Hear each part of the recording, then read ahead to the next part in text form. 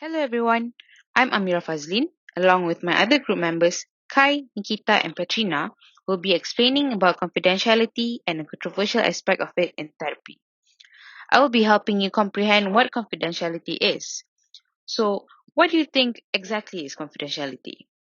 By definition, it is said to be the state of keeping or being kept secret. But in a more suitable context for our field of study, it is known as information that is being restricted to only those authorized to have access to it. As defined by APA Dictionary of Psychology, confidentiality in psychology is the principle of professional ethics requiring providers of mental health care or medical care to limit the disclosure of a patient's identity, his or her condition or treatment, or any data entrusted to professionals during assessment, diagnosis, and treatment. Therapist confidentiality is the act of maintaining and preserving information regarding the clients by not disclosing it to unauthorized persons, the contents of the therapy itself. To understand it simply, whatever was discussed during the session about the treatment and diagnosis, the therapist is not allowed to share it with anyone outside of the session without explicit consent from the client. The aim here is to protect the privacy of client communication. Therapists try very hard to keep all information confidential to ensure that the relationship built with the client is based on trust. This allows the session to go on well, with treatment running very smoothly. They understand and acknowledge that trust is the foundation of a good working counseling relationship. But they also understand that trust is not very easily given by clients. Hence, this is why therapists take confidentiality very seriously in their work in order to gain confidence with clients and ensure that they are aware that the therapists are willing to commit and are capable of providing a safe space for them. Everyone in this field of study is made aware of how important confidentiality is and the many different aspects of it. Nikita will further elaborate on that. And the importance is further emphasized by the many laws surrounding confidentiality in this field. Patricia has more explanation later on, so that's all from me, and we have Kaisa next. Thank you. Hi everyone, my name is Kaisa and I will be continuing with the importance of confidentiality. Confidentiality is important as it is a part of psychology's code of ethics. It refers to the practice of preserving and protecting a client's privacy by not disclosing the contents of counseling to unauthorized persons. It is important to preserve and protect the confidentiality of an individual to protect their well-being. Not only that, it is crucial because the healthcare system's reputation and integrity reflect on it. One of the most important considerations is safeguarding a person's well-being and interest, especially a client or a patient. It is because, as reported by Weddell and Cocotello on 2005, research studies have shown that when people, especially teenagers, feel that health services are not confidential, they are less likely to seek care. This could harm the well-being of an individual from seeking help or treatment, resulting in a rise in the number of sick members of the community. Next, it is critical to creating a trustworthy environment for our clients or patients because a trusting environment ensures that sensitive data will not be released to relatives or employers without their approval or consent for conditions that could be stigmatizing, such as reproductive or substance abuse, sexual, public health, and psychiatric health issues. Consequently, when others have access to a person's confidential data or details, they could become victims of a scam, fraud, or even bullying. For example, when a person is recognized as someone who dealt with mental health problems in the past, they will be avoided, rejected, or cut off by those around them. As unjust as it may seem, other people will criticize you based on your illness, impairment, or disability. This issue has the potential to damage a client's or patient's life, career, and reputation. Not only that, being in a trustworthy environment will allow the patients or clients to seek treatment and be truthful throughout the healthcare visit. This is vital for successful therapy and sessions because a patient or client who does not trust their therapist or counselor is reluctant to be open and frank about their emotions, concerns, and issues. As a result, they will not obtain the requisite assistance to deal with their concerns and problems. Finally, not only is maintaining client confidentiality vital for their well-being, but if you work in the counseling or medical field, failing to protect patient confidentiality will result in you losing your counseling or medical license, being sued, and in the worst case scenario, being imprisoned. That is all from me. Thank you. Hi, Nikita here, and today we're going to be addressing your rights as a minor in therapy, an adult in treatment, third party rights, and the therapist's rights. Usually, children under 18 years old, 21 in some countries, do not have the right to confidentiality in therapy, especially from their parents. It may sound violative, but the therapist will discuss confidentiality rules with parents to agree before treating the client. However, they do have the right to their privacy from third parties like employers, advertisers, researchers, and much more. Trust is the leading variable minors agree to participate in therapy. When they are reassured and gain that trust, they openly discuss their feelings in treatment. Their relationship with others, including their parents, may improve. The therapist suggests there will be times when parents need to know certain things to help with problem solving. Emancipated minors, also known as minors who are self-reliant, receive exceptions as they may be married or have children. They are usually regarded as adults during medical care. Mature minors who live with their parents but are self-sufficient and independent also get treated as adults in medical care, depending on state and federal law. With that, minors can consent to medical treatment such as drug and alcohol problems, contraception treatment, psychiatric conditions, abortion, sexual health, and transmitted diseases, and pregnancy, all without their parents' knowledge. Of course, doctors should be aware of the laws that apply to their state and situation before attending to their patients. Adults have more specific rights. Here are 5.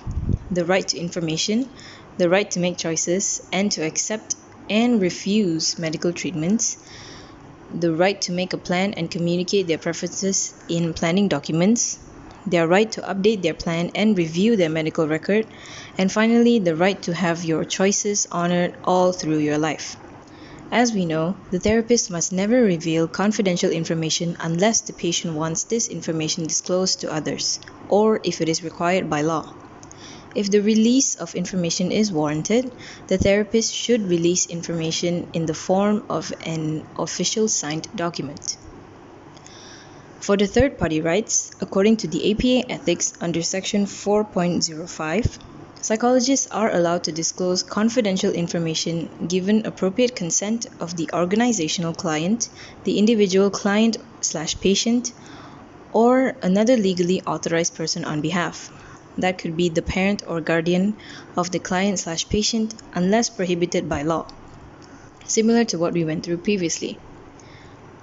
However, in some cases, parents do not have the right to their children's information, such as when the parent has signed an agreement to respect the confidentiality between the client and the healthcare provider, when a parent has lost or given up their parental rights, when the biological parent of an adopted child wants access to their treatment information, and when the court order prohibits the parent explicitly from accessing their child's information. Finally, when the child is emancipated. As we learned in Chapter 2, therapists should be aware of their problems and sort them out before conducting their therapy sessions, as it may interfere with their sessions and it's just disrespectful to the client. They do also have the right to terminate therapy when they notice the client has progressed and no longer require therapeutic guidance. Therapy termination can also be done when the therapist is threatened by the client or someone related to the client. Now let's look at a case study from 1994. During this case, a father, Gary Rabona, took action against his daughter's therapist for implanting false memories of child sexual abuse. He won the case and was awarded $50,000. The theory that ignited this case was that the father was the direct victim of the therapist's malpractice. Hi everyone, my name is Patricia and I'll be talking about the controversy that comes with the concept of confidentiality. I'll be focusing on the ethical and legal implications of sustaining confidentiality in therapy. Firstly, let's understand the difference between ethical standards and legal standards. Ethical standards are based on human rights and wrongs. Ethical implications consider the impact or consequences that psychological research has on the rights of other people in a wider context, not just participants taking part in the research or therapy session. While legal standards are based on written law, something can be legal but not ethical.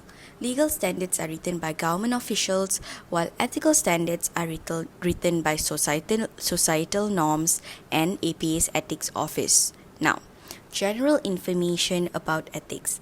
It is important that the therapist follows the code of ethics. APA's ethics office promotes ethics throughout the field of psychology.